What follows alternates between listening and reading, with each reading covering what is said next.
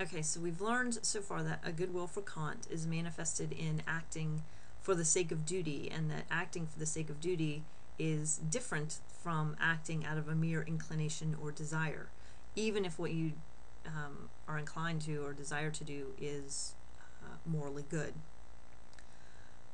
But we need some kind of an indication of what is meant by acting for the sake of duty. So Kant tells us that it means acting out of a reverence for law, that is moral law. And a quote, "Duty is the necessity of acting out of reverence for the law." So Kant means by law as such. So to act for the sake of duty is to act out of reverence for the law as the law itself. And the essential form of law as such is universality. That is to say, a very strict universality with no exceptions.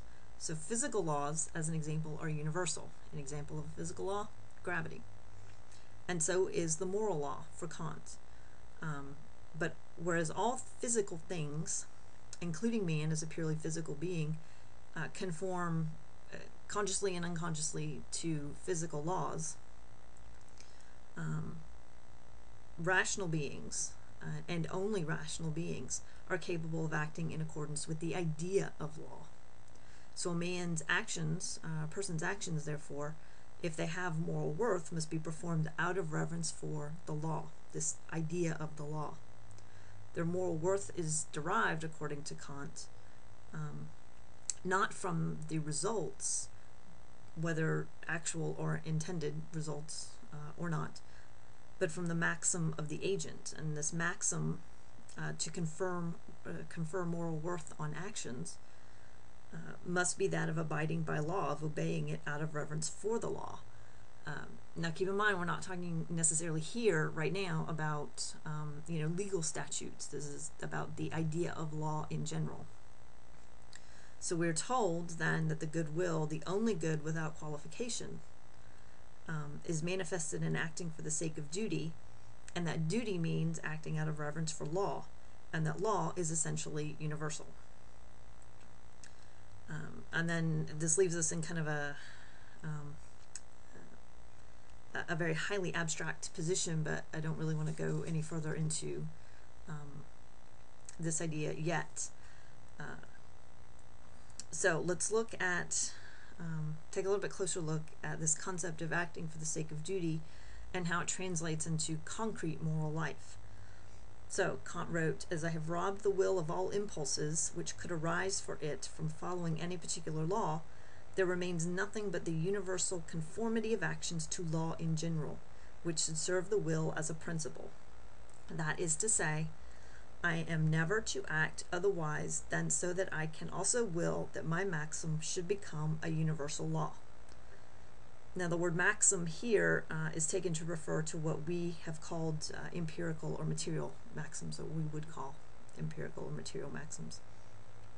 So reverence for law, which gives rise to the formal maxim of acting in obedience to law as such demands, that we should bring all our material maxims under the form of law as such, this form being universality. So we have to ask whether we could will that a given maxim should become a universal law. That is to say, could it assume the form of universality? So what does all this mean? It simply means, can we act in such a way, or should we act in such a way, that our actions should become universally applicable to everyone else? That's simply where we're heading. So this is his idea of categorical imperative. So Kant gives us an example, actually gives us a few examples, but let's look at the man who can only get what he wants by making a promise he knows he can't fulfill. So that is to say that he can obtain relief from his predicament only by telling a lie. Can he do so? Well, follow the act to its logical conclusion. If he does act in this way, then he is in fact setting a maxim that he's entitled to make a promise with no intention of fulfilling it. If only by this means can he extricate himself from a difficult situation. So if only by lying can he remove himself from his predicament. So let's turn this into a universal statement then. So universalized, this maxim would state that everyone can make a promise and have no intention of fulfilling it, provided it's the only means by which they can remove themselves from a difficult situation. So according to Kant, this universalization cannot be willed, because to will such a thing universally would mean that lying would become universal law, and nobody's promises could ever be believed.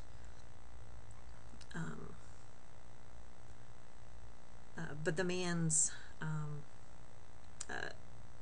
premise rests on the fact that somebody believe his promise. So actually there's a logical conflict in there, much more so than the unintended consequences would be morally undesirable. So the maxim cannot assume the form of universality. And if it can't, then it must be rejected as a moral principle. So let's talk a little bit about this categorical imperative first, and let's start with the idea of an imperative. So Kant makes a distinction between a command and an imperative. And he says, wrote, the conception of an objective principle insofar as it is necessitating for a will is called a command of reason, and the formula of the command is called an imperative.